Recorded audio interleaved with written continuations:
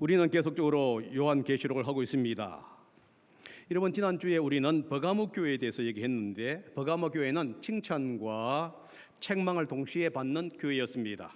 칭찬은 국가와 사회로부터 핍박 속에서 지도자가 죽음을 당하였지만 주님의 이름을 굳게 잡고 신실한 정인이 되었다는 것이지요. 반대로 책망은 교리적인 타협으로 인해서 교회와 성도의 삶에 문제를 야기한 것입니다. 즉, 발람과 니골라 당의 가르침을 따르면서 우상을 섬기고 성적 부도덕한 삶을 살게 되었던 겁니다.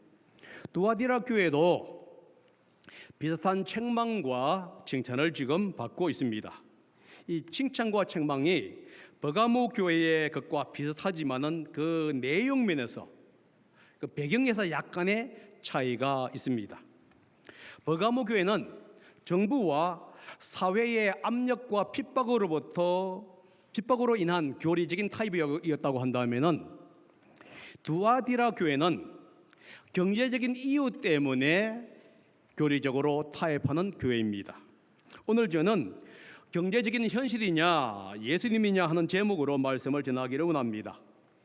경제적인 현실이냐 예수님이냐는 이론적으로는 쉬워요. 그러나 실제적으로 쉬운 것이 아닙니다. 왜냐하면 믿음과 사랑이 풍성한 성도도 경제적인 문제, 재정적인 문제 때문에 넘어지기 때문에 그렇습니다. 두아디라 교회처럼 말이지요. 두아디라는 소아시아의 다른 도시에 비하여서 별로 알려진 것이 없습니다. 주전 300년경에 셀레쿠스 1세에 의해서 군사 전초 기지로 세워졌습니다. 이 셀레쿠스 1세는 자기의 딸 두아의 이름을 따라서 이곳을 두아디라라고 명명을 했습니다. 한때는 버가모 왕국에 지배하여 있었고 나중에는 로마의 속령 속에 있게 되었습니다.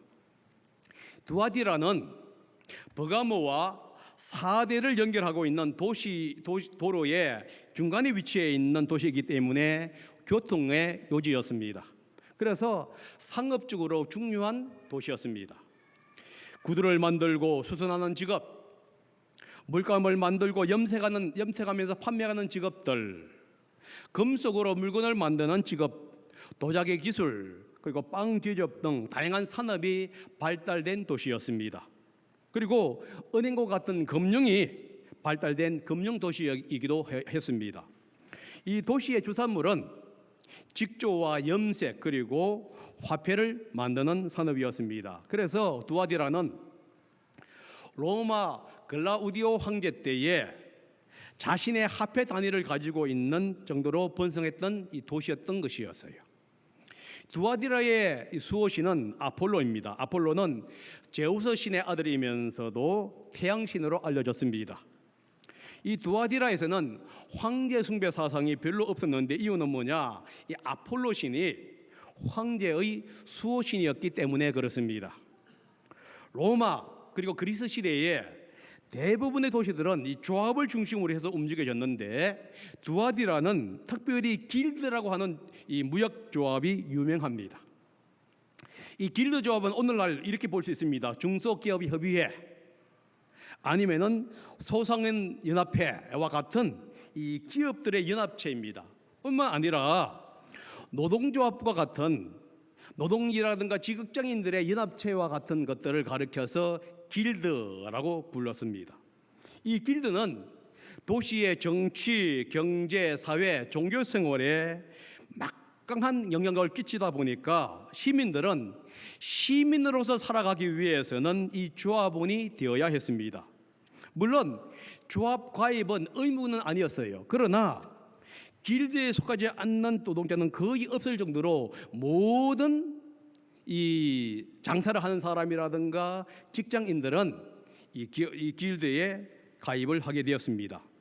조합마다 각각 자기들의 수호신이나 수호여신을 가지고 있었기 때문에 조합에 한다는 의미는 뭐냐? 조합의 수호신이나 수호여신에게 지금 경배를 드려야 한다는 것을 의미합니다. 이 각 조합의 이 수호신에게 제사 드리는 의식은 축제 기간에 이루어졌습니다. 우리로 말하면 컨벤션이라든가 아니면 상품 설명회와 같은 어떤 축제 기간에 이루어지는데 조합원들은 이 축제에 참석할 것을 요구를 받습니다. 축제에 참석을 하게 되면은 수호신에게 드리는 제사와 우상에 드려진 음식을 먹게 되지요. 그런 다음에 제2가정의 일부분이었던 이 사제나 여사제들과 음행을 하는 의식에 참여를 해야만 합니다. 만약에 이 제2의 의식에 참여하지 않게 되면은 신용의 문제가 생김으로 말미암아 이 사업에 아니면 직장 생활에 불이익이나 손실을 가져오게 되었습니다. 이런 가운데 있는 두아디라 교회에게 지금 예수님은 서신을 보내고 있습니다. 예수님은 그분이 불꽃과 같고 그 발이 노새와 같은 분, 곧 하나님의 아들로 묘사되고 있어요. 예수님은 하나님의 아들이면서도 불꽃과 같은 눈을 가지고 있고 노새와 같은 발을 가지고 있는 분이라는 거예요. 이게 불꽃과 같다, 눈이 불꽃과 같다는 뭐냐면 사람의 마음과 생각을 비롯하여 모든 것을 깨뜨려 보시는 통찰력, 예수님의 통찰력을 얘기할 뿐만 아니라 심판의 의미가 들어가 있어요. 또한 그 발이 노새와 같다는 의미는 뭐냐 하면은 교회 안에 있는 모든 불순물들이라든가 더러운 것들을 깨끗이 제거하시는 어떤 예수님의 성결하심 그리고 거룩함을 의미합니다. 뿐만 아니라 하나님의 아들이라고 하는 이 용어는 이 시편 2편에 보게 되면은 전 세계를 통치하시는 권세를 가지신 이 통치자의 개념이 들어가 있습니다. 그래서 불꽃과 같은 눈을 가지고 노새와 같은 발을 가지신 하나님의 아들이라는 뜻은 뭐냐? 사람의 생각과 마음을 깨뜨려 보시는 통찰력을 가지고 있을 뿐만 아니라 세상이라든가 교회에 불의를 심판하시는 심판주로서의 예수님을 지금 묘사하고 있는 겁니다. 두아디라 시민들은 자신들의 동전에 심판의 날에 말을 타고 양날에 도끼를 가지신 그 전사로서의 아폴로의 형상을 새겨 놓았습니다. 뿐만 아니라 그 동전에서는 이 황제가 신의 아들이라고 하는 것을 형상함으로 말미암아 숭배의 대상이 되었던 것이에요. 사도 요한은 제우스의 아들인 아폴로나 신의 아들로서 경배를 받는 황제가 아니라 예수님이 참된 하나님의 아들이시고 모든 만물을 통치하시는 통치자이심을 지금 보여주고 있는 것입니다. 그래서 예수님이 참 하나님의 아들이시고 통찰력을 가진 통치자이기 때문에 예수님은 경배하고 예수님은 예배 대상이 되어야 한다는 것을 지금 이야기하고 있다는 겁니다. 통찰력을 가진 심판의 주님이시 지금 두아디라 교회에게 칭찬과 책망을 하고 있습니다. 칭찬은 행위, 즉 믿음과 사랑이 있다는 것이고요. 이 책망은 이단 교리를 용납했다는 것입니다. 두아디라 교회는 교회의 행위가 있었던 교회였습니다. 다시 말해서 사랑과 믿음이 있었기 때문에 예수님은 그것을 잘 알고 있었습니다. 19절에 나는 이렇게 얘기하죠. 나는 내 행위와 내 사랑과 믿음과 섬김과 오래 참음을 알고 있다. 이것을 이렇게 얘기할 수 있습니다. 나는 내 행위, 즉 내 사랑과 믿음과 섬김과 오래 참음을 잘 알고 있다로 해석할 수 있습니다. 다시 말해서 두아디라 교회는 행위가 있는 교회예요. 사랑이 있는 교회였습니다. 에베소 교회는 교리적으로 든든했지만은 사랑이 없는 교회였어요. 그러나 두아디라 교회는 사랑이 있는 교회였습니다. 이름이 사랑이 있을 때에 나타나는 현상이 뭐냐? 다른 사람을 섬긴다는 거예요. 그래서 두아디라 교회는 이 사랑의 결과로 나타난 섬김, 봉사가 있는 교회였습니다. 여러분, 섬김을 얘기할 때 섬기는 게 뭐냐? 이웃에 대하여 자비롭고 관대한 마음을 가지는 것이고요. 이웃의 영적, 물질적인 필요를 채워주고 도와주는 행위를 말합니다. 사랑이 있는 교회, 사랑이 있는 성도는 교회의 안과 밖 그리고 지역 사회에서 도움이 필요할 때에 자진하여 도와주는 교회이고 자진해서 도와주는 성도라는 거예요. 그래서 자원봉사가 많다는 것은 뭐냐? 그만큼 사랑이 많다는 것을 지금 얘기해주고 있는 것과 동일합니다. 두아디라 교회는 또한 믿음이 있는 교회였습니다. 믿음은 신실함, 성실하심을 이야기하는 거예요. 하나님과 그리스도에 대하여 흔들리지 않는 신실함을 가지고 있는 것, 이것을 가리켜서 믿음 이렇게 얘기합니다. 믿음은 특별히 이 어려움과 핍박 속에서 빛을 발하게 됩니다. 믿음이 있는지 없는지를 아는 방법은 간단합니다. 어려운 환경 속에서 어떻게 그 어려움을 대처해 나가는가를 보면 알 수 있다는 겁니다. 믿음이 있는 사람은 핍박과 어려움 가운데서도 이 세상보다는 하나님을 의지하고 하나님을 신뢰하게 됩니다. 믿음이 있을 때 사실 인내가 가능한 겁니다. 그래서 두아디라 교회는 인내하는 교회였던 거예요. 어려운 상황, 핍박, 압력이 직면했을 때에 인내하면서 믿음을 저버리지 않고 주님을 끊임없이 바라보는 것, 이게 바로 인내라는 겁니다. 사랑에 있는 성도는 이웃을 섬기고 믿음이 있는 성도는 어려운 가운데서도 인내하면서 주님을 바라보게 됩니다. 두아디라 교회가 바로 그런 교회였어요. 뿐만 아니라 두아디라 교회는 처음부터 나중 행위가 더 많은 교회였습니다. 다시 말해서 처음보다도 사랑과 믿음이 더 풍성했던 교회다 이겁니다. 시작은 좋은데 끝을 잘 맺지 못한 사람들이 있죠. 그러니까 시작은 잘해. 그런데 끝을 맺지 못하고 흐지부지한 사람들이 있는데 에베소 교회가 바로 그런 교회였지 않습니까? 처음에는 사랑과 섬김이 풍성한 교회였습니다. 그런데 시간의 지남에 따라서 점점점 사랑은 식어져 버렸어요. 하지만은 이 두아디라 교회는 사랑과 믿음, 섬김과 인내가 처음보다 더 풍성한 교회였다고 성경은 얘기하고 있습니다. 성도의 신앙이 바로 이렇게 되어야 하지 않을까요? 주님을 의지하는 마음이 신앙의 연륜을 따라서 더 깊어져야 한다는 겁니다. 처음 믿을 때보다 신앙과 연륜이 더해지면 더해질수록 선한 행위가 더욱더 양적으로 질적으로 풍성해져야 할 뿐만 아니라 하나님을 신뢰하는 것이 더 풍성해져야 한다는 겁니다. 두아디라 교회처럼 처음보다도 이웃을 더 사랑하고 주님을 더 신뢰하는 그런 성도가 되어야 한다는 겁니다. 믿음이 있고 행함이 있는 교회도 하나의 문제는 가지고 있는 것 같습니다. 지금 두아디라 교회의 문제는 뭐냐? 경제적인 문제였어요. 재정적인 문제입니다. 두아디라는 이 거짓 여선지자 이세벨의 가르침을 지금 용납하고 있어요. 에베소 교회가 거부했던 이단을 지금 두아디라 교회는 용납합니다. 버가모 교회가 이단을 용납했던 것처럼 두아디라 교회도 여전히 똑같이 이단을 용납해요.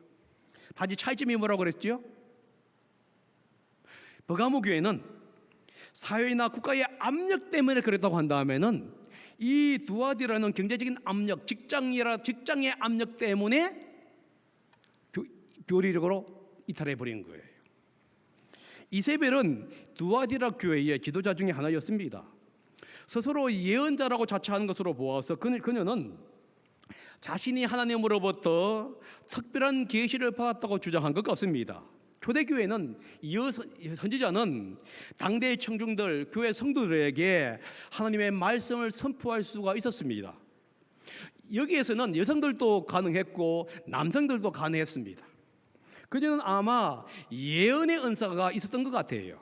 그래서 그녀는 자신의 그 성경을 가르치면서 아니면 하나님의 말씀을 가르치면서 자신의 가르침이 하나님으로부터 온 특별한 계시에 의해서 주어졌다 이렇게 얘기했던 것 같습니다. 그런데 두아디라 교회는 거짓 여선지자 이세벨의 가르침을 용납했다는 거예요. 성경이 이렇게 해가지고 용납했다. 이것은 뭐냐면 단순히 받아들였다 하는 의미 이상입니다. 허물을 용서하고 이 가르침을 허락했다 하는 의미가 들어가 있습니다.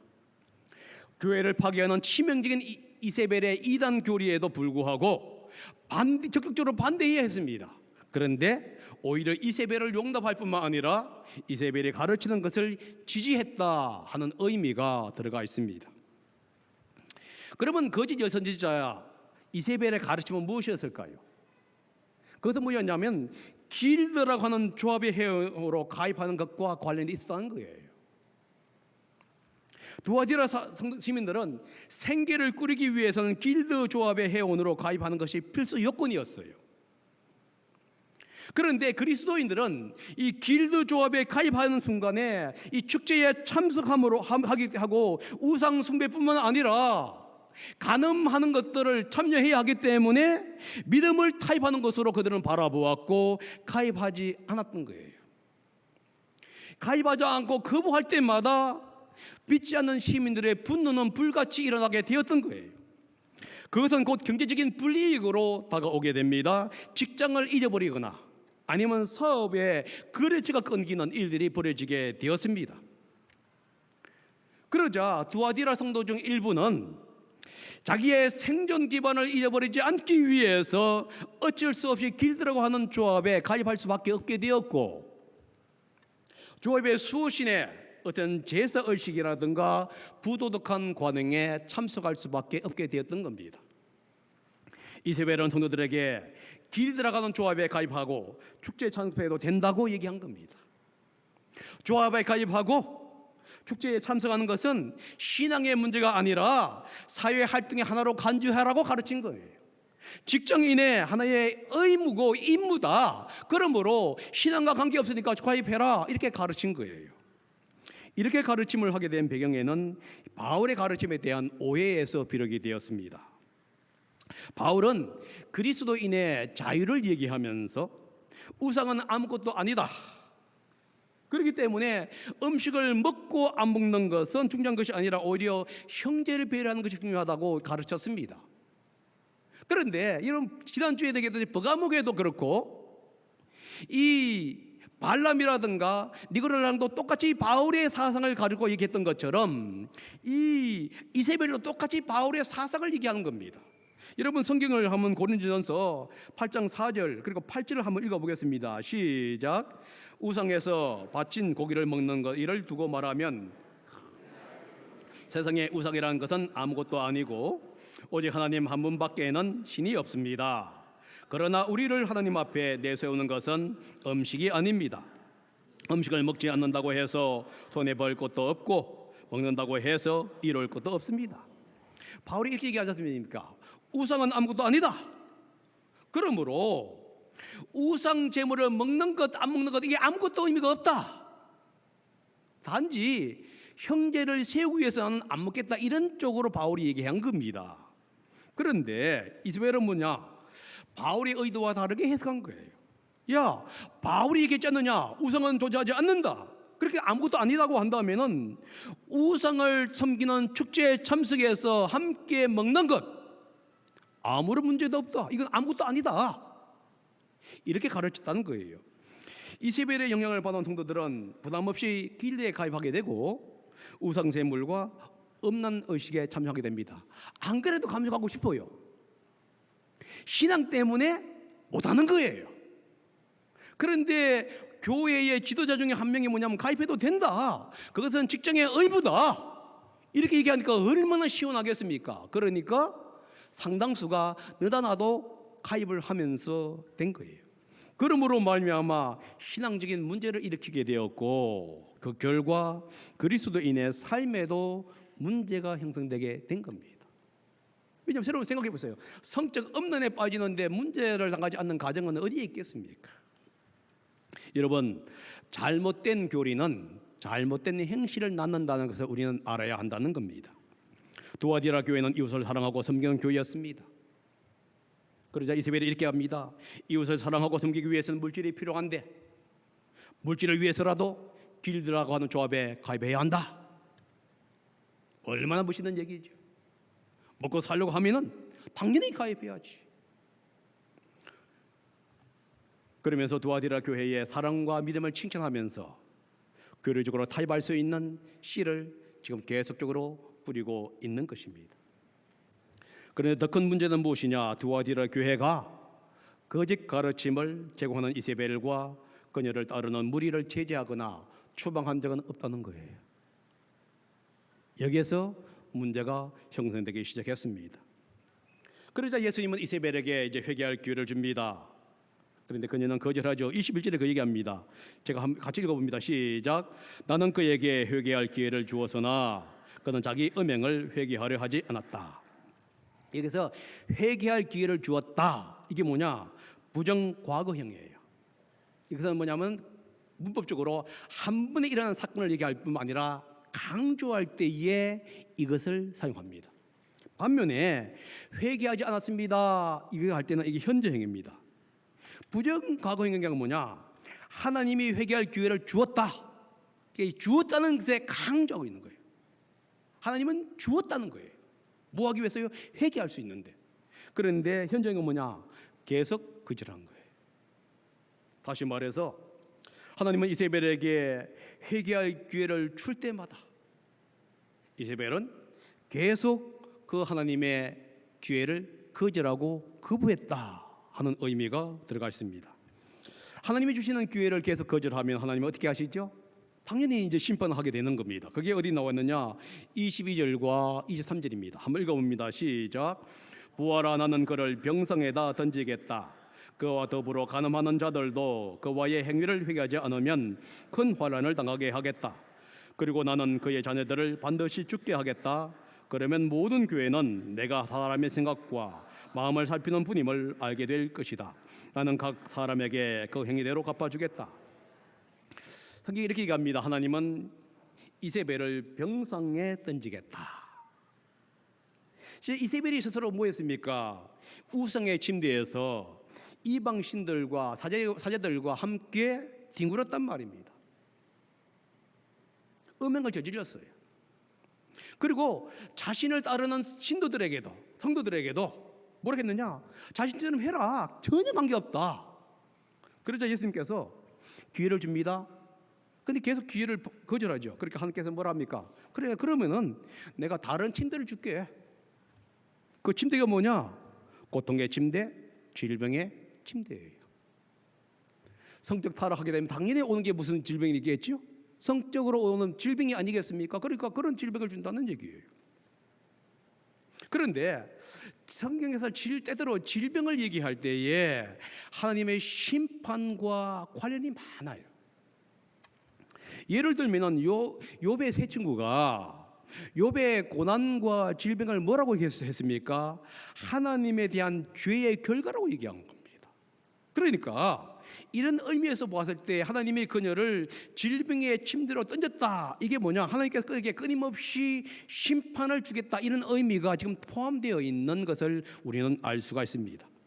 이것은 이세벨에게뿐만 아니라 이세벨의 교훈을 따라서 우상숭배에 빠지고 간음하는 자들에게도 큰 환난으로 주겠다는 겁니다. 여러분, 주님은 때때로 이 질병이라는 도구를 통해서 심판하시면서 회개할 기회를 준다는 사실을 기억해야 합니다. 물론 모든 질병이 죄의 결과는 아닙니다. 그러나 이 몸에 질병이 오고 문제가 왔을 때 우리는 우리 자신을 한번 돌이켜 보아야 한다는 거예요. 그리고 삶의 패턴이라든가 죄의 문제가 있다고 한다면 거기서 벗어나야만 하는 거예요. 그런데도 불구하고 하나님이 주시는 기회라든가 부르심에 응답하지 아니하고 하나님을 거절하면 어떻게 하느냐? 더 큰 환난이에요. 절망과 고난의 웅덩이로 빠지게 하겠다는 겁니다. 그런데도 불구하고 또 회개하지 않으면 어떻게 되죠? 성경이 이렇게 합니다. 죽음의 구렁텅이로 빠지게 하겠다. 이렇게 얘기하죠. 성경이 뭐죠? 죽게 하겠다. 이렇게 얘기하고 있는 것을 보게 됩니다. 왜 그러면 주님이 이렇게 했느냐? 주님은 사람의 생각과 마음을 아시는 분이에요. 가삼의 행위대로 갚으시는 분이기 때문입니다. 그래서 주님께서 회개할 기회를 줄 때 우리는 마땅히 그 기회를 포착하고 주님 앞에 회개해야 한다는 것을 지금 성경은 이야기하고 있는 겁니다. 성경은 우리가 이들에게 심판의 목적이 있는 게 아니에요. 주님이 원한 건 뭐냐? 그런 기회가 주어졌을 때 하나님께서 회개의 기회를 줄 때에 회개하라. 이것이 바로 주님이 하시는 말씀입니다. 왜냐하면 어떻게 하시냐면은 이렇게 얘기합니다.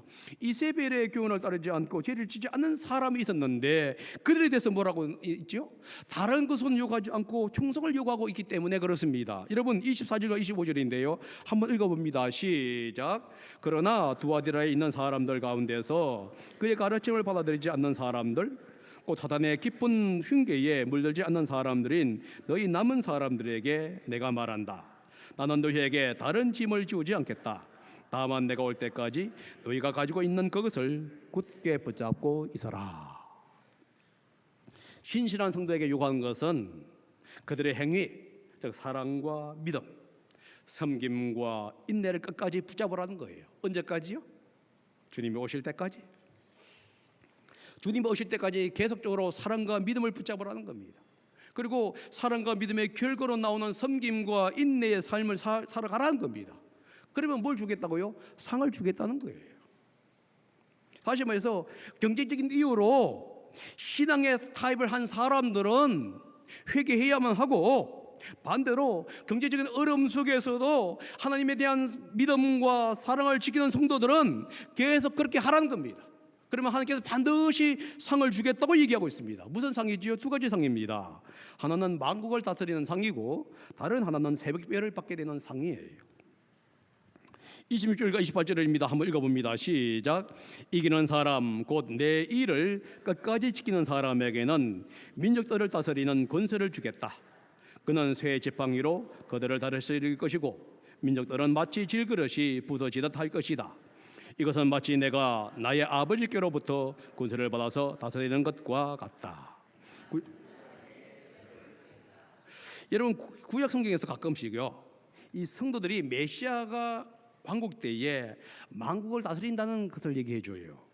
예수님들이 이렇게 얘기합니다. 12제자들에게 너희가 12지파를 심판하는 그 자리에 앉게 될 것이다, 이렇게 얘기합니다. 바울도 그랬습니다. 믿는 성도들에게 너희들이 믿음으로 지키고 인내하고 살아가다 보면 이 땅을 다스리게 되고 결국은 천사들까지도 다스리게 될 것이다, 이렇게 얘기를 하고 있어요. 지금 같은 맥락 속에서 사도 요한이 얘기합니다. 이단 교리에 물들지 않고 사랑과 믿음을 굳게 지키는 사람들은 결국은 모든 세상을 다스리는 권세를 받게 된다는 거예요. 그런데 어떻게 하느냐? 세상을 다스리다 철장을 가지고 다스린다, 이렇게 얘기합니다. 이 철장이라는 건 뭐냐면 이 왕의 어떤 규를 얘기할 수도 있지만, 여기서는 뭐냐면은 목자의 지팡이를 얘기하는 겁니다. 목자는 양을 괴롭히는 야생 동물을 물리치기 위해서 새로 덮은 긴 막대기를 가지고 있었습니다. 이것을 가지고 지금 이걸 얘기하고 있습니다. 그래서 계시록에는 가끔 예수께서 철장을 가지고 모든 민족을 다스린다고 하는 얘기가 나올 뿐만 아니라 하나님의 성도들이 하나님의 함께 세상을 다스린다고 하는 개념도 이 요한계시록에 자주 등장하고 있는 내용이에요. 결국은 뭐냐? 철장을 가지는 이런 얘기입니다. 세상과 대적에 대한 하나님의 심판을 의미할 뿐만 아니라 하나님의 백성에 대해서는 보호의 의미가 들어가 있다는 겁니다. 목자가 지팡이로 양을 보호하고 악한 짐승을 물리치는 것처럼 하나님께 신실한 성도들은 작은 목자가 되어서 자기 백성을 보호하고 대적처를 물리치는 권세를 가지게 될 것을 지금 이야기하고 있는 겁니다. 그래서 철장을 가지는 것, 그리고 이 그릇을 깨뜨리는 것을 가르쳐 절대 권력을 얘기하는 겁니다. 다시 말해서 마치 토기장이가 자기가 만든 그릇 토기가 문제가 있거나 마음에 들지 않게 되면 깨뜨리는 것처럼 성도들도 예수님과 함께 민족을 다스릴 수 있는 절대적인 권력을 다 가지고 될 것이다, 이렇게 얘기하는 겁니다. 여러분, 이 땅에서 경제적인 문제 중요하지요. 정말 중요합니다. 그런데 경제적인 문제 때문에 믿음을 저버려서는 안 된다고 지금 얘기하고 있는 거예요. 주님 오실 때까지 신실하게 지키는 자, 그는 주님과 함께 만국을 다스리는 철장을 다스리는 절대 권력을 가지게 될 것을 지금 약속하고 있습니다. 두 번째는 뭐냐면요, 새벽별을 준다는 겁니다. 이 새벽별이라는 게 뭐냐면 메시아의 어떤 통치를 얘기할 때 사용하는 용어입니다. 민수기 24장 14절 20절에 보면 이렇게 얘기합니다. 한 별이 야곱에게서 나와서 한 통치자 지팡이가 이스라엘에게 나와 이스라엘 미래 통치자가 되어서 모든 세상을 통치하게 된다 하는 개념이 있습니다. 근데 이 새벽별은 또 어떤 거냐면 고대에는 주권을 가리키고 있는 용어도 사용이 되었어요. 그래서 특히 로마에서는 로마 황제는 자신을 여신 비너스의 후손으로 얘기하면서 자신이 바로 신으로부터 부여받은 절대 권력을 가지고 있다, 주권을 가지고 있다, 이렇게 주장을 했습니다. 그런데 요한이 뭐라고 하겠느냐? 이 땅의 절대 주권자는 로마와 같은 악한 제국이나 황제가 아니고 예수 그리스도고 예수 그리스도와 함께 있는 성도다, 이렇게 얘기하고 있는 거예요.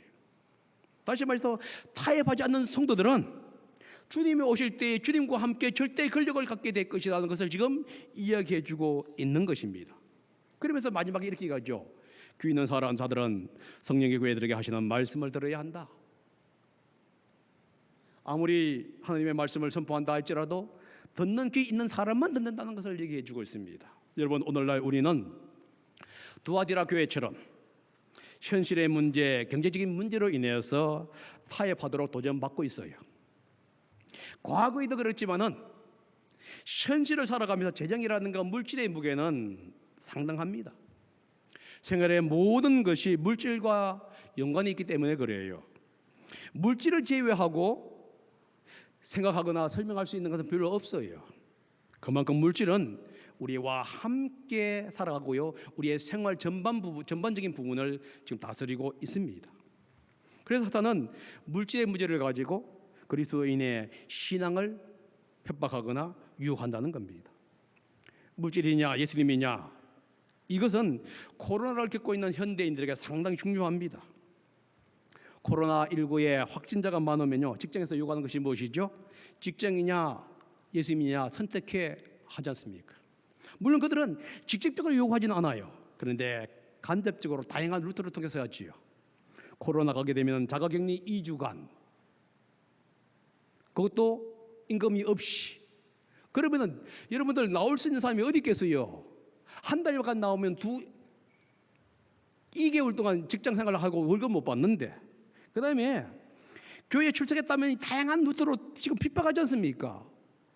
그러니까 이게 바로 이 두아디라 교회의 형편과 오늘 우리가 처해 있는 형편과 지금 상당히 일치하고 있다는 겁니다. 이럴 때 우리는 어떤 마음이 드느냐? 타협하고자 하는 마음이 들 수밖에 없다는 거예요. 신앙을 타협하는 문제가 생길 수밖에 없다는 겁니다. 그런데 주님이 이렇게 갑니다. 이것을 해결할 수 있는 방법이 뭐냐? 약속의 주님을 바라보내라는 거예요. 승리하는 자에게 만국을 통치하시는 그 권세를 주시고 새벽별을 주시는 그 하나님의 약속과 그 주님을 바라보라는 거예요. 그럴 때 우리는 힘들지만은 이겨낼 수 있다고 성경은 얘기하고 합니다. 주님이 주실 상급을 바라보면서 경제적인 문제 때문에 신앙의 타협을 하지 않는 성도가 되시기를 예수님의 이름으로 축복합니다. 기도하겠습니다.